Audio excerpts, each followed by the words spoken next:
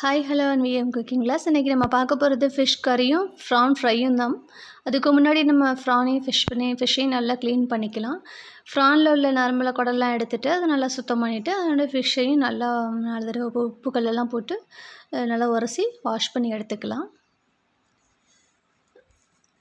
ஃபிஷ்ஷில் சிரா இருக்கும். அந்த சிராயை கொஞ்சம் கத்தியை வச்சு சுரண்டி எடுத்திங்கனாவே நீட்டாக வந்துடும். 1-2 கையால் கூட இருந்துச்சுன்னா சுரண்டி எடுத்துக்கலாம். ஸோ பார்த்திங்கன்னா உப்பெல்லாம் போட்டு நல்லா வாஷ் பண்ணி வச்சுருக்கேன். ஸோ குழம்புக்கு தேவையான வெங்காயம், தக்காளி, வெள்ளைப்பூடு, பச்சை மிளகா, கருவேப்பிலை, இஞ்சி, பூண்டு எல்லாமே 2த்துக்கும் நறுக்கி ஒன்றா வச்சுருக்கேன். ஸோ நம்ம ஃபிஷ் கறி எப்படி வைக்கிறோன்னு பார்த்துடலாம். கடாயில் எண்ணெயை ஊற்றி அதில் கொஞ்சம் கடுகும் வெந்தயமும் பொரிய விடணும்.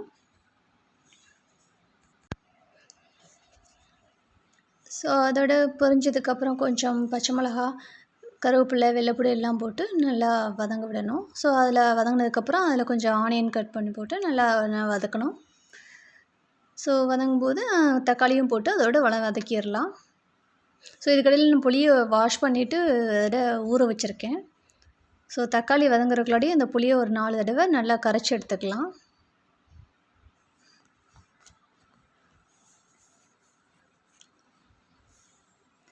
நல்லா கரைச்சி எடுத்துகிட்டு அந்த புளித்தண்ணிலேயே கொஞ்சம் கல் உப்பும், மிளகா பொடியும், மஞ்சத்தூளும் போட்டு நல்லா கரைச்சி எடுத்துக்கலாம். நீங்கள் புளி ஊறப்படும்போது கூட கல் உப்பு போட்டு வேணாலும் ஊற வச்சுக்கலாம். நான் இப்படி தான் பண்ணுவேன். கல் உப்பு, மஞ்சத்தூள், மிளகா பொடி போட்டு நல்லா மிக்ஸ் பண்ணிவிட்டேன். ஸோ இதை அதில் தக்காளியோட ஊற்றி கொதிக்க விடலாம். ஸோ மீன் குழம்புக்கு இதோட ஊற்றி கொதிக்க விட்டுறலாம். ஸோ குழம்பு கொதிச்சிருச்சு. ஸோ இப்போ அதில் ஃபிஷ்ஷு போட்டுடலாம். ஃபிஷ்ஷை போட்டோன்னே கிண்டி விடக்கூடாது. அது மூழ்கிற வரை லைட்டாக அதை அமுக்கி விட்டோம்னா கொதிச்சிடும். கொதிச்சதுக்கப்புறம் சிம்மில் வச்சுட்டு அதோட வேறு ஒரு கடாயில் எண்ணெயை ஊற்றி அதில் கொஞ்சம் சோம்பு, வெள்ளைப்பூடு, வெங்காயம், இஞ்சி, பூண்டு, கருவேப்பிலை போட்டு நல்லா வதக்கிட்டு அதில் தக்காளியும் போட்டு வதக்கி எடுத்துடலாம். ஸோ இப்போ கொஞ்சம் வதங்கிடுச்சு. ஸோ இந்த டைமில் கொஞ்சம் மஞ்சத்தூளும் போட்டுக்கலாம். ஸோ இதுக்கப்புறம் ப்ரான் போட்டு லைட்டாக வதக்கி விட்டுறணும். தண்ணி ஊற்ற தேவையில்லை. ஏன்னா ப்ரானில் கொஞ்சம் தண்ணி இருக்கும். உப்பு மட்டும் கொஞ்சம் பார்த்து போட்டுக்கணும். ஏன்னா ப்ரான் ரொம்ப உப்பு எடுக்காது. லைட்டாக வதக்கி விட்டிங்கன்னா அதில் உள்ள தண்ணி ஃபுல்லாக இதாகும்.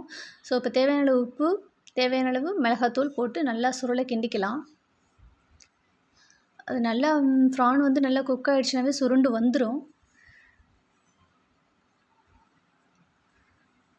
ஸோ கரம் மசாலா இருந்தால் கொஞ்சம் போட்டுக்கலாம்.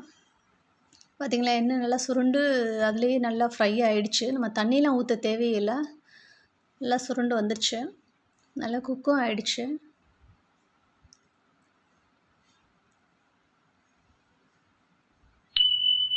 ஸோ இப்போ பார்த்திங்கன்னா ப்ரான் ஃப்ரை ரெடி.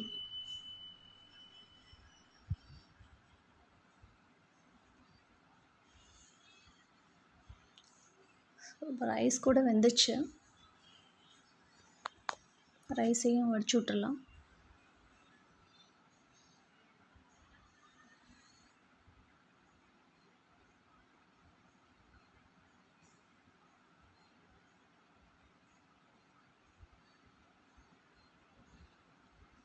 ரைஸ் குக்கர்லாம் வடிக்க மாட்டோம்.